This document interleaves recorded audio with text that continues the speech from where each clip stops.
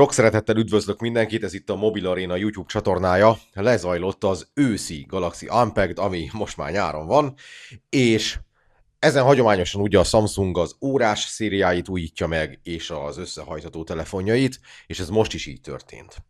Összesen 3 új összehajtható telefon jött, ami hát mindenképpen szokatlan, bár tavaly is így volt, hogyha oda számítjuk a Flip 7 F-et, de idén 3 különböző formájú összecsukható telefonról beszélünk. Ugye van a Flip 8, ami a Flip 7 utódja, van a Fold 8, ami nem a Fold 7 utódja, hanem ez egy ilyen szélesebb kialakítású zömökebb telefon, és ilyen még nem volt a Samsung kínálatában eddig, illetve van a Fold 8 Ultra, ami viszont ugye a Fold 7-nek kvázi az utódja, szóval egy kicsit megvariálták itt a dolgokat, és behoztak a Flip és a Fold közé még egy Foldot, ami mostantól a Fold, és a Fold Ultra pedig az, ami eddig volt a Fold. Na, kezdjük az egyszerűbb vonalról, Flip 8. Hát a Flip 8 nem sokat változott. Igazából, hogyha megnézitek a paramétereket, akkor azt lehet mondani, hogy a kijelző méret ugyanaz, mint tavaly, kívül is, belül is, az akkumulátor méret szintén ugyanaz, mint tavaly, viszont a telefon igazából vékonyabb lett, nem is kevéssel, azért nem lett hajszál vékony, de láthatóan vékonyabb lett, mint az előd modell, és ezt úgy érték el, hogy igazából itt is az történt, amire már régóta számítottunk, hogy a Samsung végre átállt szilícium-szén technológiára az akkumulátorok kapcsán, és pont azért tud vékonyabb lenni ugyanakkor akkumulátorral a Flip 8, mint a Flip 7, mert hogy már ugye az új technológiás akkumulátor van benne, és ez azt is jelenti, hogy a töltési sebessége is 45 wattosra ugrott fel, szóval ez mindenképpen egy előrelépés, és specifikációban pedig csak annyi, hogy a tavalyi Exynos 2500-at az Exynos 2600 váltotta, valamint az ultraszéles kamerát 50 megapixelesre növelték, és ezzel most már ugye 2 darab 50 megapixeles kamerával dolgozik a Flip, szóval ennyi a változás. A kezdő tárhelyünk 256 GB-os, ez azért mindenképpen örömteli, hogy nem maradtak 128-on, és egyébként pedig sok különlegességet nem mutat fel, de ezeket tudja. Ami újítás, és hát alapvetően a szoftveres dolog, az az, hogy az összes új telefon tudja már a horizontal lock funkciót, ami ugye azt jelenti, hogy ha döntöd a képet, akkor is egyenesen veszi fel a videót, és van bennük ilyen emberkövetés, ami azt jelenti, hogy miután fölvettél egy videót, rábökhetsz valakire, és akkor úgy kroppolja, úgy vágja a videót, hogy mindig csak ugyanaz a valaki látszik rajta, bármerre is megy a videó során a képen. Tehát ilyen apróbb szoftveres trükkökkel frissítették a kamerás képességeket, és bekerült az éjszakai felvételi opció bele, ami ugye a Galaxy S26 Ultrában is megjelent. Na, a sokkal érdekesebb termék az új Fold 8, amihez hasonló még nem volt a Samsung kínálatában. Ez ugyanis egy olyan könyvszerűen összecsukható, illetve szétnyitható telefon, ami jóval zömökebb, mint amit eddig láttunk. Tehát alacsonyabb is, meg szélesebb is. Ha viszont kinyitod, akkor sokkal inkább tabletes lesz a képarány, nem ez a négyzetes, mint a korábbi Foldoknál, ami jobban illeszkedik azokhoz a fajta tartalmakhoz, amiket egy ilyen nagyobb kijelzőn szokás fogyasztani, ugye elsősorban videókról beszélünk, és ez sok szempontból egy praktikus kialakítás, mert egy kézzel jól megfogható, ha gépelni akarsz a külső kijelzőn, akkor sokkal szélesebb, több helyed van rá. Magán a külső kijelzőn is élvezhető méretben lehet scrollozni a közösségi médiát, meg elintézni dolgokat, szóval, hogy ez egy más megközelítés. Viszont tehát vannak bizonyos kompromisszumok. Egyrészt ebben az akkumulátor mérete 4800 mAh, de ez is 45 watttal tölthető, ami viszont örömteli. Viszont a hátlapra csak 2 darab kamera fért, ugyanaz a szett van rajta, mint a Flip 8-on, vagyis 50 megapixeles a főkamera, és 50 megapixeles az ultraszéles is. Telés szenzort ne keressünk rajta, az vagy nem fért oda, vagy nem akarták oda tenni, ezt ugye nem tudjuk pontosan, de mindenképpen egy furcsa formájú telefon, és ez csak elsőre furcsa, mert utána meg tudod szokni. Egy picit emlékeztet a BlackBerry Passportnak az arányaira, olyan, mint egy útlevél, és hát egyébként egy útlevelet is ki lehet nyitni, tehát ilyen szempontból, ha kinyitod, akkor is olyan marad, mint egy útlevél, csak egy kinyitott útlevél. Szóval egyáltalán nem rossz, és ugye az az érdekes, hogy amikor te mondjuk videót nézel rajta, egy átlagos videónál ugyanakkor a méretben jeleníti meg a képet a belső kijelzőn, mint amekkora méretben egyébként egy klasszikus Fold 7 vagy Fold 8 Ultra tudja megjeleníteni, mert hogy egyszerűen a képaránya jobban illeszkedik ehhez. Um, ez a telefon már a Snapdragon 8 Elite Gen 5-öt kapja meg, ami ugye a Samsung számára egy picit emelte burrajákkal is működik. Hát nagy kérdés lesz majd, hogy mennyire lesz a hőelháztartása rendben a készüléknek, de ez ugye hamarosan ki fog derülni a tesztek alapján. Szóval, hogy egy csúcsmodell kamerában marad el ugye az Ultrától, meg hát egy teljesen új kialakítású dolog, és valamivel olcsóbb, mint a Fold 8 Ultra. Na és akkor ugye itt van a Fold 8 Ultra, ránézésre ugyanolyan, mint a Fold 7 volt, ami azt jelenti, hogy mind a kiterjedése, mind pedig a tömege gyakorlatilag ugyanaz. A kiterjedése kapcsán egy 10 mm tudta belőle faragni, többet nem. Viszont miután ebben is már szilícium-szén technológiás aksi van, ezért az örömteli hír, hogy most már 5000 mAh az akkumulátor benne, és 45 watttal tölthető. Ez ugye egy régi adóssága volt a Samsungnak, hogy a Foldoknál ezt a szintet nem sikerült eddig elérni, de most már igen. És ami még változás, az hát alapvetően két dolog. Az egyik az, hogy a belső kijelző felbontását megnövelték, hogy jobb képpontsűrűséget érve el, megnövelték a fénysűrűséget is, a korábbi 2600 nitről most 3000 nites maximális fénysűrűséget tud a panel, illetve a hátlapon kicserélték az ultraszéles kamerát 50 megapixelesre, tehát itt egy 200 megapixeles, egy 50 megapixeles és egy háromszoros zoom is van, ami viszont csak 10 megapixeles. Ezzel kapcsolatban van még adóssága a Samsungnak, mert ezt a 10 megapixeles modult, ezt nagyon sok éve cipeli magán a Fold széria, szóval jó lett volna, hogyha nem csak az 50 megapixeles ultraszéles kamera kerül bele, hanem a zoom szenzorhoz is hozzá tudnak nyúlni, de idén ez elmaradt. Ugyanakkor viszont hát tényleg az van, hogy a Fold 8 Ultra az a tavalyi Fold 7-nek a tovább csiszolgatása, tökéletesítése, javítása. A sima Fold 8 az egy teljesen új irány ezzel a széles kialakítással, és valóban az van, hogy amikor először az ember meglátja, akkor azt mondja, hogy hát ez fura. De amikor kezedbe veszed és elkezded használni, nyitod, csukod, fotózol vele, videózol vele, akkor rájössz, hogy ez egyáltalán nem egy rossz irány. Mondok pár ilyen példát, például nagyon hasznos arra, hogy ha mondjuk fotózol, akkor az összecsukott kijelzőn majdnem úgy ugyanakkor a méretben látod a komponálás közben a képet, mint amekkora méretben látszani fog, vagy ugyanolyan arányba, ha úgy tetszik, jobban kitölti az előnézeti kép a külső kijelzőt. Ha pedig ugye szétnyitod, akkor miután még mindig elég kompakt marad, ezért álló meg fekvő helyzetben is abszolút használható, és mondjuk ha olyan tartalmat fogyasztasz, ahol főleg álló jellegű videók vannak, akkor érdemes állóformátumra fordítani, ha pedig ugye a klasszikusabb, szélesebb vásznúbb megoldásokat preferálod, akkor meg fekve érdemes tartani a telefont, és azt kell mondjam, hogy jól el van találva a mérete. Tehát, hogy illeszkednek rá a tartalmak szépen, ugye rajta van természetesen a friss Android, a friss One UI, és abszolút passzol hozzá. Én azt gondolom, hogy ez nem lett egy rossz készülék, ugyanakkor kicsit sajnálom, hogy kamerában nem tudja hozni azt, amit a Fold 8 Ultra. Na, és akkor hát ugye nagy kérdés, hogy mi van az árakkal, és azt mondom nektek, hogy nem lett drágább, mint tavaly. Ugye minden európai országban egy kicsit máshogy alakulnak az árak, de nagyjából azt lehet látni, hogy a Fold 8 Ultra az a tavalyi Fold 7 szintjén van, ez Magyarországon 830 000 forintot jelent a 256 GB-os belső tárhellyel. Ugyanakkor viszont, hogyha a sima Fold 8-ra átsingózol, ami ugye ez az új kialakítású telefon, akkor ez 760 000 forint Magyarországon, míg a Flip 8 az kerek 500 000 forintba kerül. Van még egy dolog, amiben közös mind a három hajtható készülék, mégpedig az, hogy nagyon látványosan csökkentették a gyűrődést, a hajlítási gyűrődésnek a láthatóságát, és ezt úgy érték el, hogy egy titán lemez van kvázi a kijelző mögé szerelve, ami a hajlítási pontokon ilyen mikro lugatással van egy picit így meggyengítve, hogy tényleg lehessen is hajlítani, és ez az alátámasztás, ez mondhatjuk azt, hogy annyira hatékonyra sikeredett, hogy ez elég jól kivette a hajlítási gyűrődés láthatóságát. Nem tűnik el teljesen, de most már nagyon kell koncentrálnod ahhoz, és olyan szögekbe kell tartsad a készüléket, hogy lássad, hogy hol van ez a hajlítási gyűrődés. Úgyhogy most nekem az általános megélésem ezzel a három új készülékkel kapcsolatban. A Flip az nekem egy unalmas dolog, mert az nem sokat változott, de tudom, hogy ennek az összecsukható vonalnak, ennek a flipszerű összecsukható vonalnak van egy kifejezetten lojális vásárlóközönsége, akik vagy Samsungot vesznek, vagy Motorola-t itt az európai szintéren.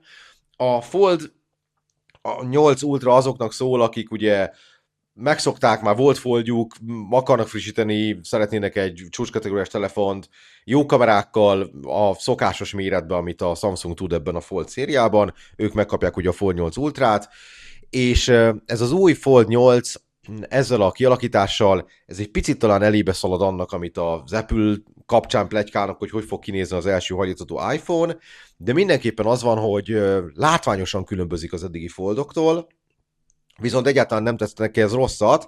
Nem gondolom, hogy ugyanaz a célcsoportja, hanem azt gondolom, hogy ez egy kicsit egyelőre egy különlegesség ezzel a kialakítással, de nyilván kell hosszabb ideig használjuk ahhoz, hogy meg tudjuk ítélni, hogy így a hétköznapokban ez mennyire jó, de lehet, hogy eltalálták azt, hogy milyen alakúnak kell legyen egy foldable készülék annak érdekébe, hogy igazán kényelmes legyen, de megmaradjon ebből a hajlítható kialakításból származó előny, ugye a nagy belső kijelzővel.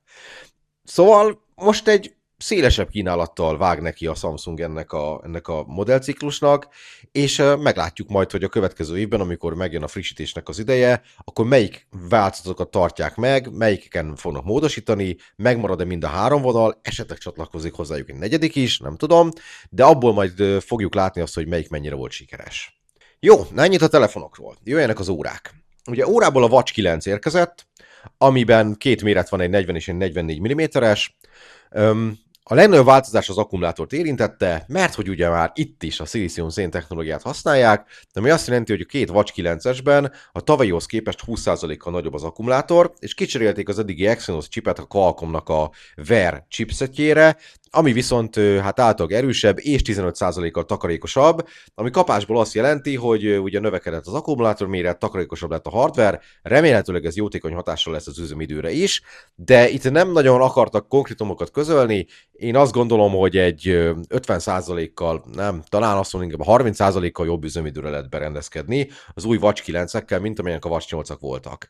Viszont ugye nincs most lünettás újdonság, marad a Watch Classic, Watch 8 Classic a kínálatban, hogyha valaki ezt a tekerhető lünettát szeretné. Mind a két Watch 9 ugye virtuális lünettával rendelkezik, ugye rajtuk van a Samsungnak a felülete, ez egy Wear OS alapú dolog, és kaptak pár új funkciót.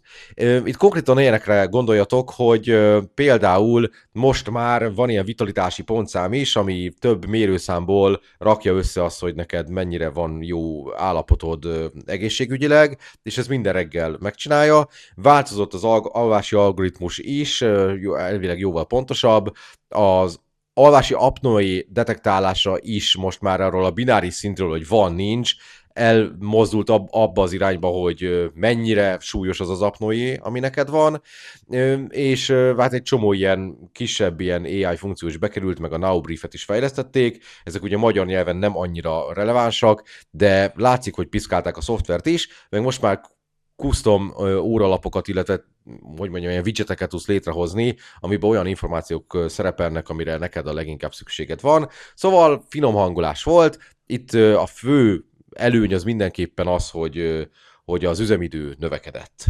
Sokkal érdekesebb a Watch Ultra 2, ami hát ugye a Samsungnak a csúcs órája, és a korábbi Watch Ultra, egyébként az még itt van a csuklómon, én nagyon megkedveltem, ahhoz képest méretben egy picit finomodott, tehát egy pár 10 mm-rel vékonyabb, alacsonyabb.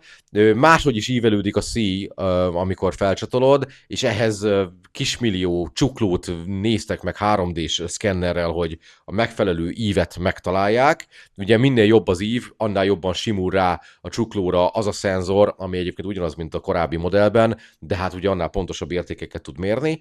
És hát itt az akkumulátor kapcsán igazán nagy változás van, mert 800 mAh lett benne az akkumulátor, ami 50%-kal több, mint amit az előtt modell tudott. A sok, tehát hogy ez egy nagyon nagy ugrás, plusz ugye ebbe is az új Qualcomm chip van, tehát itt elképzelhető, hogy tényleg nagyon látványosan növekedni fog az üzemidő. Itt már voltak konkrétumok Samsung oldalról is, ők ugye azzal jöttek, hogy 4 maratont le lehet futni egymás után, hát már ha bírod, és még mindig bírni fogja. És hát ez egy tipikusan egy ilyen túrázós óra, de most már nem csak túrázós, hanem búvárkodós is, mert az IP69K védettség mellett megkapta azt a védettséget is, ami a sós víz elleni védettséget szavatolja, és még az idei évben fog érkezni rá a Mares nevű búvár cégtől egy dedikált szoftver, ami kifejezetten búvárkodáshoz fog készülni, úgyhogy ez is mindenképpen újdonság, és bár csak lábjegyzetként szerepelt azon a bemutatón, amit részt vettünk, de mindenképpen említsük meg, hogy most már horizontális vibráció van az órába, vagyis ugye így lefelé érzékel, hogy nyomja a vibramotor a rezgéseket, amitől jobb lesz a haptikus visszajelzés is. Ezt ugye az Apple Watch-ok tudják már egy ideje, és most ugye a Samsung is átvette ezt a technikát. Szóval sok-sok apróság változott a Watch Ultra 2-ben, de a legnagyobb változás az mindenképpen az üzemidőt érinti, és ha tényleg tudják hozni azt, amit fölírtak a szlájdokra,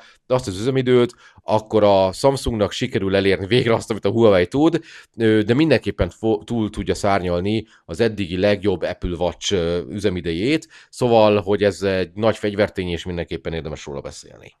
Árazásban nincs kifejezett meglepetés, nagyjából azon az árszinten vannak az órák, mint amiken tavaly is indultak. Ez azt jelenti, hogy Magyarországon az Ultrából csak egyféle van, ami már LTE SIM-es, és az 290 000 forinton startol.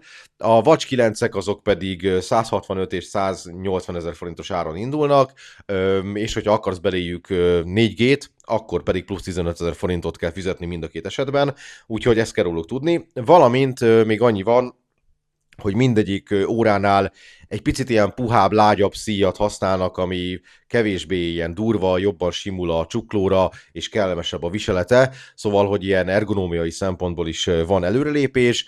Én azt érzem, hogy főleg az Ultra az tényleg egy erős ajánlat lett, hogyha az üzemidő valóban nagyon-nagyon jól fog alakulni. A másik kettő az inkább csak polírozás, de ugye ott is az egyik legkardinálisabb dolgot fejlesztették, az pedig ugye az akkumulátor. Szóval, hogyha ez a fejlődési irány, akkor azt mondom, hogy végre olyan dolgokat fejleszget a Samsung, amit már régóta akarnak tőlük az emberek kikövetelni, és a jelek szerint ez mind a telefonoknál, mind az óráknál az ugye főleg az üzemidőt érinti, úgyhogy remélhetőleg mind a Fold és Flip cuccok, mind pedig az órák üzemidő szempontjából tudtak előrelépni. Na és akkor most, hogy elmondtam mindent, hát nyilván van személyes véleményem a dolgokról, meg vannak benyomásaim, most már azért volt a kezemben mindegyik termék egy rövidebb időre, és hamarosan érkeznek hozzánk hosszabb távra ezek a tesztkészülékek, és akkor itt lesz mindegyikről különálló videó, de az a benyomásom, hogy a flip az csak azért van, mert kell, hogy legyen egy flip, de ott már kicsit kifogytak az ötletekből. Tehát, hogy most így mit csináljunk egy flippel, az olyan, amilyen. Lehet csiszolgatni az akkumulátort, meg polírozgatni a kijelzőt, kicsit vékonyítgatni, de ennél több nincs a sztoriba. Kamerás fronton azért nem nagyon tud a szokásosnál jobban fejlődni, mert kevés a hely. Szóval, hogy azt értem, hogy ott körülbelül a limiten vannak. A Fold 8 Ultránál, ugye ami a korábbi Foldokat váltja, ott viszont többet vártam volna. Értem, hogy itt is üzemidőben, töltési sebességben van előrelépés, és ez egy tényleg egy régi adóssága volt a Samsungnak, és ezt most törlesztette. De ugyanakkor viszont másban az 50 megapixeles ultraszéles kamera, én Fold 7 használó vagyok már egy ideje, nekem egyszer nem hiányzott az életemben, sokkal jobban hiányzott volna mondjuk egy 5-szörös zoom, vagy ha nem is 5-szörös, akkor legalább a 3-szoros mögé ne egy 10 megapixeles szenzort tegyenek, hanem egy jóval erősebbet, amiből lehet pixel binneléssel egy picit többet kihozni, mint amire most képes. Tehát ott egy kicsit azt érzem, hogy kamerás vonalon lett volna benne még mozgástér, és azt is látom, hogy értem, hogy most a széles cuccot ez a sima Fold 8 viszi el a hátán, de azért lehetett volna még egy picit szélesíteni azt a külső kijelzőt, talán még elfért volna néhány 10 milliméter, és akkor egy fokkal kényelmesebb lett volna a külső kijelző használata. Ugye ez még mindig egy nagyon hurka, hosszúkás telefon, szóval egy kicsit több bátorságot váltam volna az Ultra kapcsán. Ugyanakkor viszont azt gondolom, hogy a sima Fold 8 az egy üteszín volt. Egyrészt azért, mert egyelőre még ugye tök szokatlan, ahogy kinéz, és ezért mindenki megnézi, mi ez, milyen furcsa alakja van. Ha pedig kinyitod, akkor még inkább látszik, hogy ez tudatos tervezés eredménye. De ott azt gondolom, hogy leültek, gondolkoztak, lehet, hogy kaptak improvizációt az Apple irányából, mert ők is valami hasonlót terveznek, és meg akarták őket előzni. Mindenképpen azt érzem, hogy ott beletették az innovációt, vagy legalábbis az ötleteket mindenképp.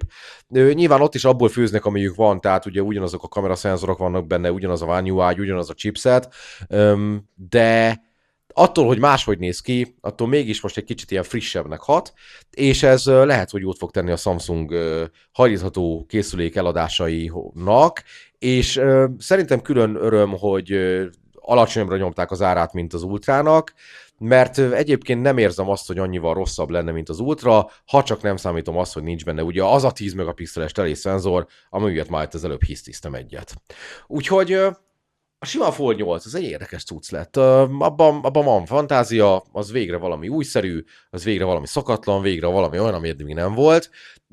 Nyilván nem annyival olcsóbb a Fold 8 Ultránál, hogy itt tömegével állnak majd a sorba az emberek a közértbe, hogy ilyet vegyenek, tehát azért ettől még ez egy jó, drága telefon maradt, de el tudom képzelni, hogy lesz fogadóközössége, el tudom képzelni, hogy lesznek olyan ügyfelek, akik azt mondják, hogy eddig azért nem akartam a Foldot, mert hosszúkás volt, furán fért be a zsebembe, nem láttam igazán hasznosnak, hogyha kinyitom, akkor nagyobb a kijelző, mert az meg ilyen négyzetes alakú volt. Most cserébe itt van az, hogy becsukva négyzetesebb alakú, ha meg kinyitom, akkor meg olyan, mint egy picike kis tablet. Szóval látom benne a fantáziát, látom benne a rációt, és azt gondolom, hogy lehet, hogy még sikeresebb is lesz, mint a Fold 8 Ultra. Na, ezek voltak a Samsung bejelentések. Érdekes volt, megnézni testközelből ezeket az eszközöket még a bejelentés előtt pár órával. Hamarosan érkeznek hozzánk a tesztkészülékek, és akkor elkezdjük majd őket részletesebben is megismerni. Megnézzük, hogy hogyan működnek terhelés alatt, milyen a hőháztartásuk, hogy alakul az üzemidő, jobbak lettek a kamerák. Szóval, hogy van egy csomó olyan aspektus, amit meg kell vizsgáljunk ezeknél a készülékeknél, de főleg arra vagyunk mindannyian kíváncsiak itt a szerkesztőségben, hogy mennyire más használni egy ilyen szélesebb Foldot, mint a korábbi összes Galaxy Foldot, ami eddig piacra került.